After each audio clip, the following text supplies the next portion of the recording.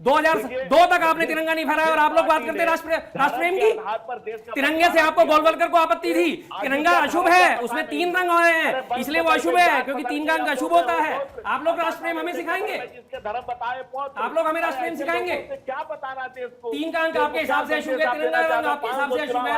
52 साल तक आप अपने आरएसएस के मुख्यालय में तिरंगा नहीं फहरा रहे। आज छत्तीसगढ़ में, राजस्थान में, पश्चिम बंगाल में 3 जगह आपने राष्ट्रध्वज को छोड़ के अपना ध्वज फहराया है। और जब वसुंधरा राजे जी की सरकार थी, जयपुर हाई कोर्ट में उन्होंने जो है तिरंगा उतार के भगवा फहराया था। राष्ट्रध्वज का अपमान कौन करता है? राष्ट्र प्रतीकों का अपमान कौन करता है? वो पहली बार तिरंगा फहरा। बात सच है या नहीं है? आप भी बोले उनकी आवाज आई नहीं है। शर्मा जी एक बार उनकी आवाज तो आ जाए, क्योंकि वो स्टूडियो में नहीं, उनकी आवाज नहीं आ रही। प्रमाण है जी ठीक है। देखिए अब हमारे पास सिर्फ जो है 5 मिनट है, 1-1 मिनट का सबके पास समय रहेगा। शर्मा जी आप शुरुआत करते हैं। क्या इसके जो मेरा वही सवाल था, क्या चुनाव को देखते पूरे वोट बैंक को साधने की पूरी कवायद की जा रही है? ये बिल्कुल ऐसा नहीं है, बिल्कुल कहीं से कहीं नहीं है। दूर दूर का ये सब आप लोगों की दूर की कौड़ी है। पूरे मीडिया को मैं इस बारे में दोषी ठहराता हूं। पूरा मीडिया इसी सिर्फ एक इस क्लिप को चला रहा है। पश्चिम बंगाल की क्लिप क्यों नहीं चला रहे? छत्तीसगढ़ की क्लिप क्यों नहीं चला रहे? ये मध्य प्रदेश की क्लिप क्यों नहीं चला रहे? राजस्थान की क्लिप क्यों नहीं चला रहे? जहां अपमान करा गया है उससे क्या दिक्कत हो जाती है? सिर्फ कांग्रेस को टारगेट करना है, क्योंकि कांग्रेस ही वो है पार्टी है जो इनके कुत्सित मंसूबों पर रोक लगा सकती है। राहुल गांधी जी ही वो नेता हैं जो इस देश को बचा सकते हैं। राहुल गांधी जी, जिस तरह से आपको याद है केदारनाथ में एक बार बाढ़ आई थी और दिव्य शिला आके पीछे मंदिर के आगे टिक गई थी, आज वो दिव्य शिला का रूप धारण करके लोकतंत्र के मंदिर को ढहने से बचाने के लिए राहुल गांधी जी खड़े हैं। इसी चीज से इनको आपत्ति है। इनको आपको गृह मंत्री का बयान याद होगा ना? क्या अंबेडकर करते रहते हो? इतनी बार अगर भगवान का नाम लेते तो भगवान मिल जाते, क्योंकि संविधान निर्माता थे, उनका बनाया संविधान इनके मंसूबे क्रॉस करने में आड़े आ रहा था, इनके मंसूबे ने नापाक मंसूबों को साकार करने में आड़े आ रहा था। इसलिए इन्हें अंबेडकर साहब से भी आपत्ति थी। जो जो इनके सामने आता है उसी से इनको आपत्ति हो जाती है। और रही बात जो ये बात करी गई थी, क्या राष्ट्रपिता महात्मा गांधी जी क्या दूरदर्शी नहीं थे? क्या नेताजी सुभाष चंद्र बोस दूरदर्शी नहीं थे? क्या हमारे जवाहरलाल नेहरू जी दूरदर्शी नहीं थे? उन्होंने पूरी राष्ट्रीय अस्मिता को समझ के तब उसमें कहा कि ये 2 स्टैंजा सिर्फ ये लाने चाहिए। धनंजय जी आपका 60 सेकंड शुरू होता है। क्या जिस तरीके से आपत्ति यहां उठाई गई कि कुछ लोगों को जब इससे आपत्ति है तो फिर आपने उन छंदों को क्यों जोड़ा? 60 सेकंड आपका। क्या अभी चुनावी सियासत के हिसाब से आपने इसके संशोधन किया?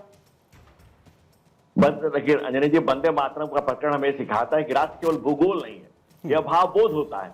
जब यह भावबोध जीवित होता है तब भारत जीवित होता है। इस भाव पर जब जब संदेह की छाया पड़ती है तब आत्ममंथन की आवश्यकता होती है और ये गहरी होती जाती है। मातृभूमि किसी स्वर्थ नहीं, करोड़ों हृदयों की धड़कन के आवेग से संगठित आवेग से होता है। और जब संगीत वंदे मातरम बदलता है तो केवल उद्घोष नहीं रहता, यह प्रार्थना बन जाता है। प्रार्थना मां के चरणों के लिए, देश के लिए, देश के समर्पण के लिए। ये गांव गरीब किसान नौजवान पगडंडी पर चलते हुए खेत खलिहान मजदूरों की आवाज, विद्यार्थी के सपने और सैनिक की वर्दी और सैनिकों के संघर्ष में हर जगह पर लक्षित होता है। ये वंदे मातरम, ये राष्ट्रबोध है, ये भावबोध है। भारत का जमीन का टुकड़ा नहीं है, जीता जागता राष्ट्र पुरुष है। सरदार अटल बिहारी वाजपेयी जी ने कहा था, जीता जागता राष्ट्र पुरुष, और इस राष्ट्र पुरुष को जीवन करने को किसी धर्म के चादर में मत लपेटिए। यह धर्म का काम इस देश में पार्टियां करते रहे। और अम्बेडकर साहब को, बाबा साहब को चुनाव हरवाने वाले, बाबा साहब को चुनाव में पहला इस देश में पहला चुनावी फ्रॉड करने वाले, 78,000 वोट को अवैध करने वाले। कपिश जी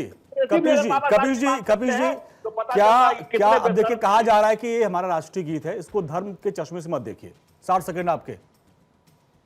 देखिए भारतीय जनता पार्टी तो कहेगी, क्योंकि उसको इस विवाद को खड़ा करा के अपने राष्ट्रीय गीत को अपमानित करने की पूरी साजिश इन्होंने रखी है। हमें आप बताओ कि पूरे देश के अंदर 2.5 लाख से ज्यादा जेल के अंदर लोग बंद नहीं किए जा सकते हैं, और जो लोग इस गीत को नहीं गाएंगे हो सकता है सम्मान में खड़े भी ना हो पावे। क्या आप उनको किस जेल में भरोगे? पहले ये बताओ, वो जेल कहां से ले आओगे? तीसरी बात मैं ये पूछता हूं कि ये भारतीय जनता पार्टी मुझे बता दे कि हेडगांवकर ने कब गाया था, सावरकर ने कब गाया था, मुखर्जी साहब ने कब गाया था? एक कोई क्लिप को दिखा दो, एक कभी गुनगुनाया तो बता दो। आप तो तिरंगा को कहते थे कि हम इसको अपने नहीं लहराएंगे, ये जो है अधिनायकवाद का परिचायक है। आप इस बात को ओढ़ते और बिछाते थे। आप अंग्रेजों के पिट्ठू थे, आपने कभी नाखून नहीं कटाया। वंदे मातरम की बात तो आप कर भी नहीं सकते। आप तो देशद्रोहियों की का काम किए और आपने अंग्रेजों की गुलामी करी है, उन्हीं के लिए आपने पेंशन उठाया, उन्हीं को मुखबिरी की है। और आप वंदे मातरम की बात ना करें, आप हिंदू मुसलमान की बात कर सकते हैं, और वही आप कर रहे हैं। हमारे गीत को अपमानित करवाने के लिए आप ठीक है। डॉक्टर शुरू कर सकते। हिंदू मुसलमान, अब राष्ट्रीय गीत में हिंदू मुसलमान देखा जा रहा है। नहीं देखो, हिंदू मुसलमान की राजनीति का अभी से चल रही है क्या जामा मस्जिद में कांग्रेस के बड़े नेताओं को जाते हुए नहीं देखा? क्या इमाम बुखारी के साथ फोटोग्राफ्स नहीं आते थे?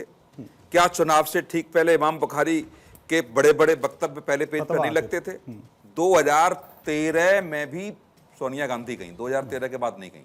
2009, 2004 पहले देख लो कि जामा मस्जिद में कौन नहीं जाता था। और सबसे महत्वपूर्ण जो शर्म आती है अभी तक, जो कांग्रेस के प्रवक्ता करे, हिंदू मुस्लिम नहीं करते, मुजफ्फरनगर दंगे में जब राहत कैंप लगे थे, उस राहत कैंप में मनमोहन सिंह, सोनिया गांधी जी गए। हिंदू वाले राहत कैंप में नहीं गए, मुस्लिम वाले राहत कैंप में गए थे। क्यों गए थे? क्या हिंदुओं के साथ नहीं हुआ वहां पे? हिंदुओं के कैंप में भी जाकर के दो बातें कह देते। और उससे भी महत्वपूर्ण बात, जो सरकार ने उस समय एक लिस्ट बनाई जिसमें मुआवजा देने की बात कही गई थी, उसमें एक भी हिंदू का नाम नहीं था। और माननीय उच्चतम न्यायालय ने उस लिस्ट को कैंसिल किया, तब हिंदुओं के नाम उसमें जोड़े गए।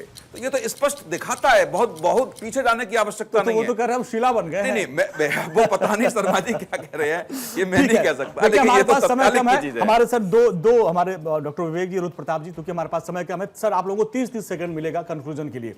जी डॉक्टर विवेक जी। मैं सबके बात सुन रहा था। देखिए, अभी बात कहा गया कि धर्म नहीं होना चाहिए, और राजनीति में कोई पार्टी के बोल रहे थे कि हमारी पार्टी में धर्म नहीं है। तो मैं मानता हूं कि धार्यत इति धर्म में धर्म हर जगह होना चाहिए। आप कहीं पर हो, धर्म होना चाहिए। और अगर आपकी पार्टी में आप कह रहे हो कि आप धर्म नहीं है, इसका मतलब फिर कि आपके पार्टी में अधर्म है। जाहिर सी बात है, धर्म एक ऐसा है जिसको आप रिलीजन से मत जोड़िए, क्योंकि धर्म बिल्कुल अलग है, रिलीजन बिल्कुल अलग चीज है।